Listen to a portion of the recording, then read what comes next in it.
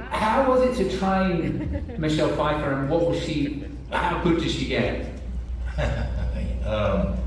People don't realize kind of what we embraced. I had the opportunity to train her for almost 6 weeks, which made all the difference in the world because I could give her vocabulary.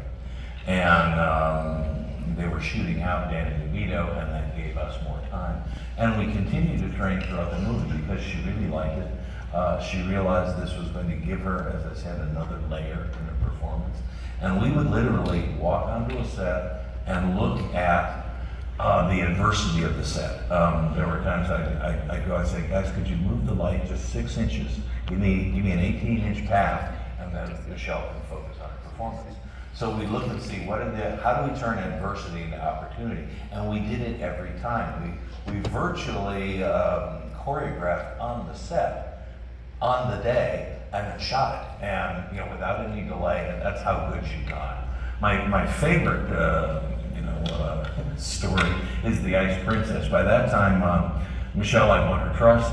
She knew I was there to do everything I could to help her so she could be focused and make sure there weren't any problems, and that we could again create real magic with her. This was movement vocabulary. She has a tremendous verbal dialogue, but then this was her movement vocabulary, and the credibility that she achieved by doing it herself was extraordinary. It was the Ice Princess scene. And I arrived to set, and Tim said, he was talking to me by then, which was kind of a big deal. And he goes, I don't think there's any whip stuff today, Anthony. I said, yes, sir. And I stood over in a corner and watched them do the rehearsal, and the girls tied up and this and that, and they fight a little bit. And when the rehearsal was done, I went to Michelle and I said, a whip in one hand and a chair in the other says lion tamed the world over. And Michelle goes, Tim, Anthony has this idea.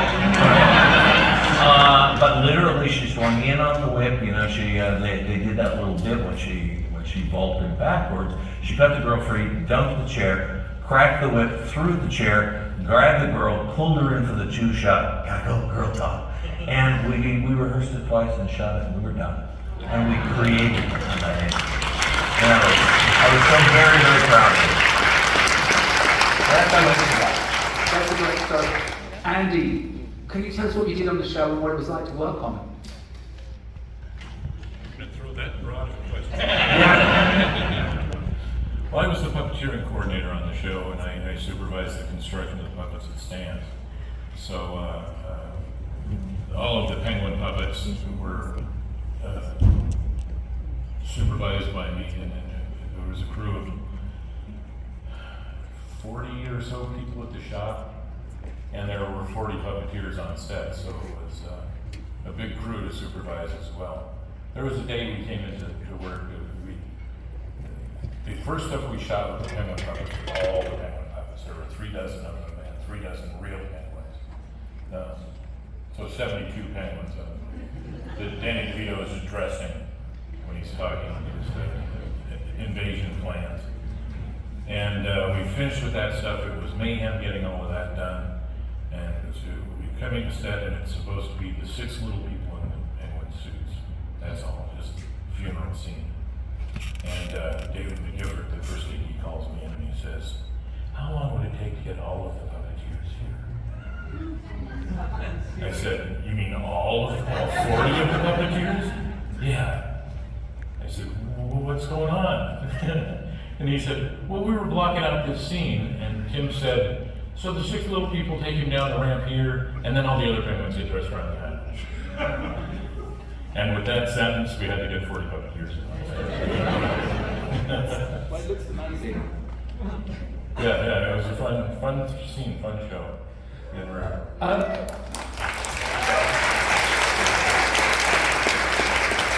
Rob, you worked on the Danny DeVito bodies, is that correct? And you worked on the forms up, you molded his prosthetics, and you engineered his belly so it moved better. You also worked on fixing and patching the back suits, is that correct? I'm the guy on the show that didn't get credit, that worked on all the leads, in all the departments in the costume shop. I was molder for all of Danny DeVito's body parts.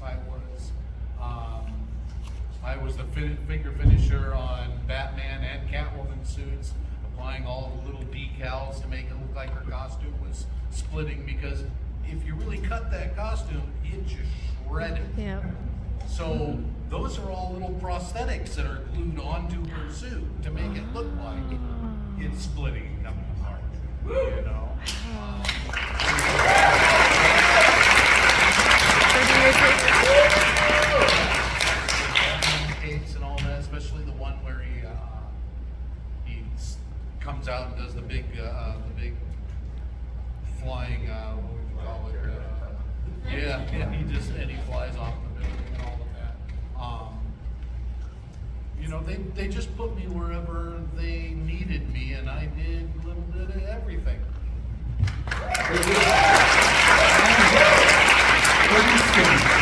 Can you describe what was it like to work for Tim Burton? Was that the first time you'd worked for him? It was the first time. And I have to give thanks to Charlie Crawwell, who was a stunt coordinator, and Max Clevin, we didn't really get to talk to Max, but Charlie would, and then you go through the audition, and here's a bunch of stunt guys, and I think they can be some actors, and you go on an audition, and Tim would say, you got it. But I do want to share a quick story about Michelle Pfeiffer. Can I do that for a second? Yeah. So we're on stage, and yes, they were looking for the breath, and it was freaking cold in there. And Michael Keaton only came on when he had the suit on, and when he wasn't in the scene, he would go to his trailer. But the rest of us were there when everyone's flying in the Christmas tree.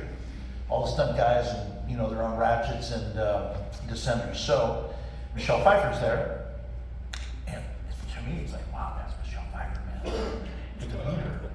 So we rehearsed the scene, and Tim says, okay, Rasmus, so you want to do anything? I said, no, whatever Michelle wants to do.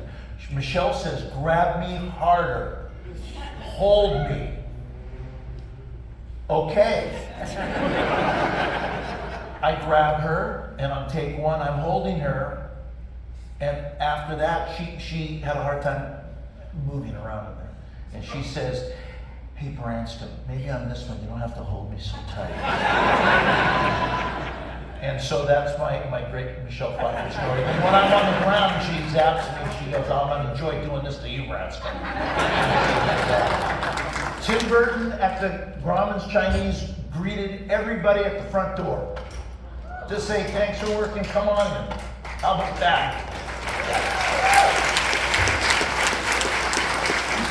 Henry, do you want to talk about what your job was on the show and what the experience was like? The experience on the show. Testing, tasting.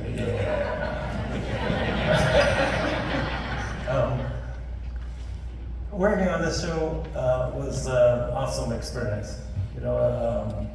You guys are fans, and you have to actually realize we're fans as well.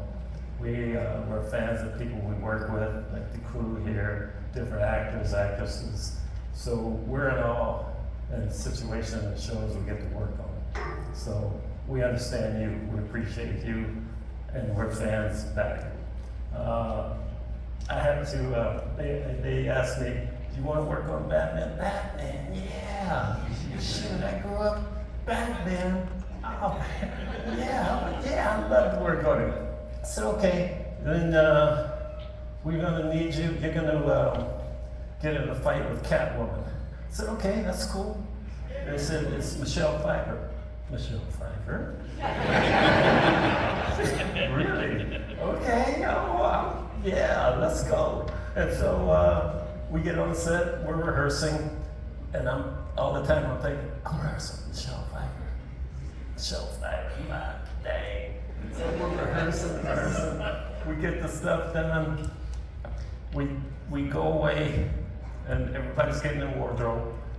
And so now it's time to shoot. I'm on the set, come back out, I'm ready. And Michelle Pfeiffer walks out in his iconic cat suit, and I forgot everything. I have to re-rehearse. I was going, I need to put this suit in the Hall of Fame. everything went well, and I was very pleased to be a part of it and to work with such a wonderful lady. She was very nice, very kind, very concerned. She didn't want to scratch my eyes or anything. And, very nice lady. So,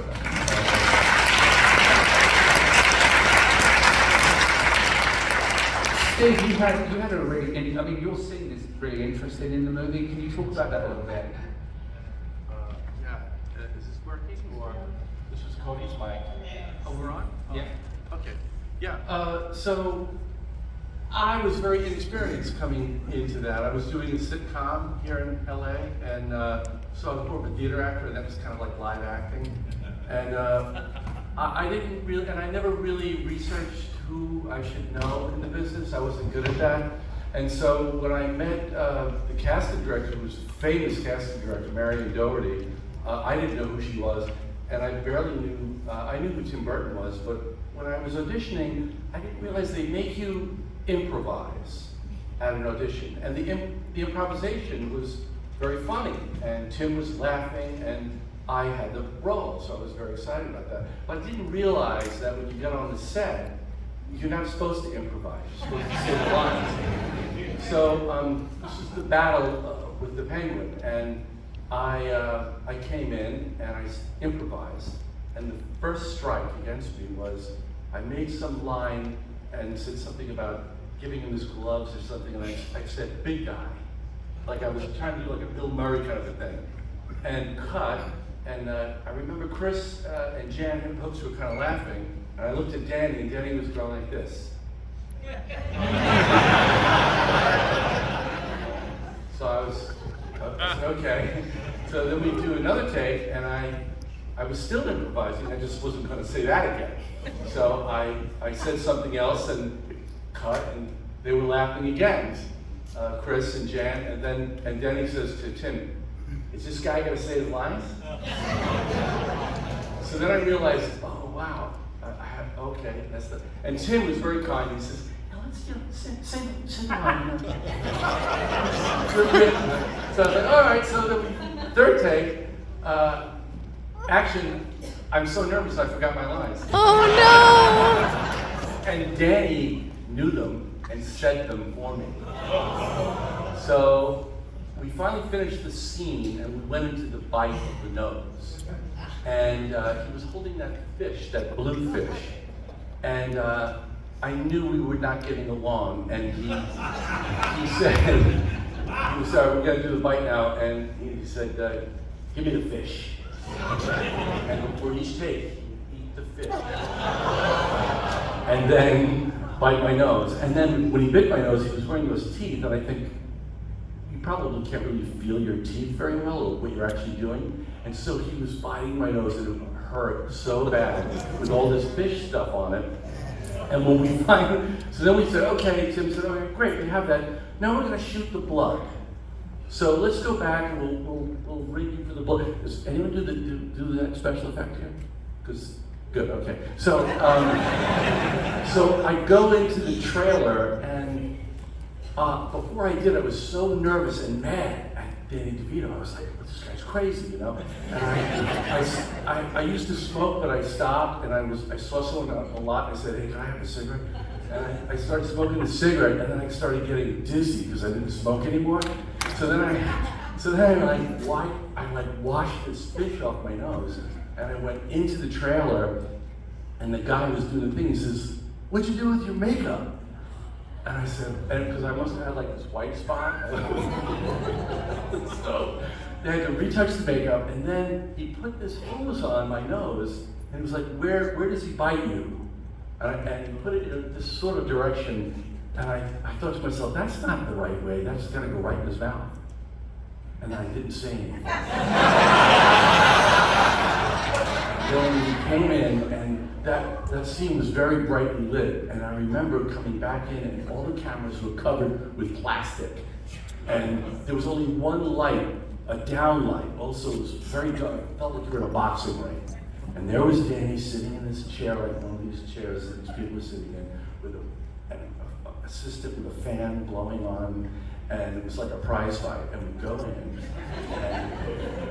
you know, the special effects are so exciting, right? Well, this is literally like one of those ketchup bottles with a tube, and the guy down below me, and when he bit me, he squeezed, it must have been at least a pint or more of his blood, and it went right into Danny's mouth. And it was like, and I remember hearing like,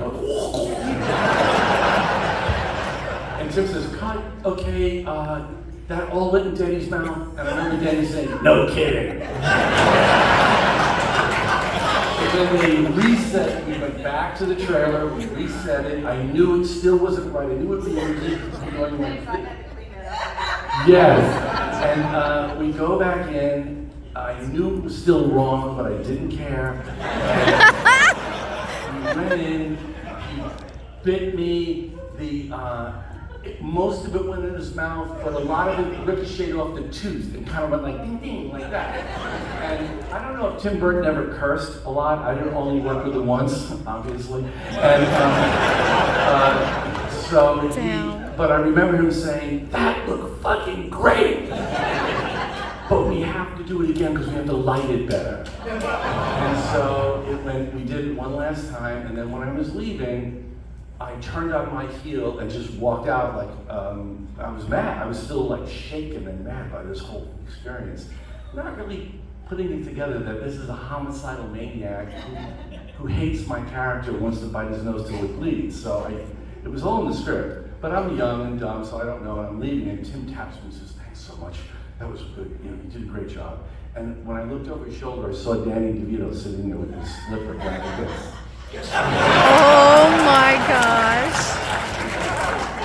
The good news is he hired me to play a job in a movie he directed called Hoffa, not too long after.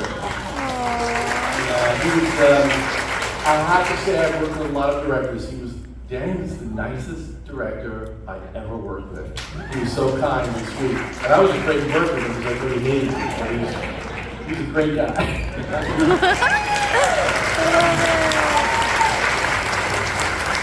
Gregory, now, what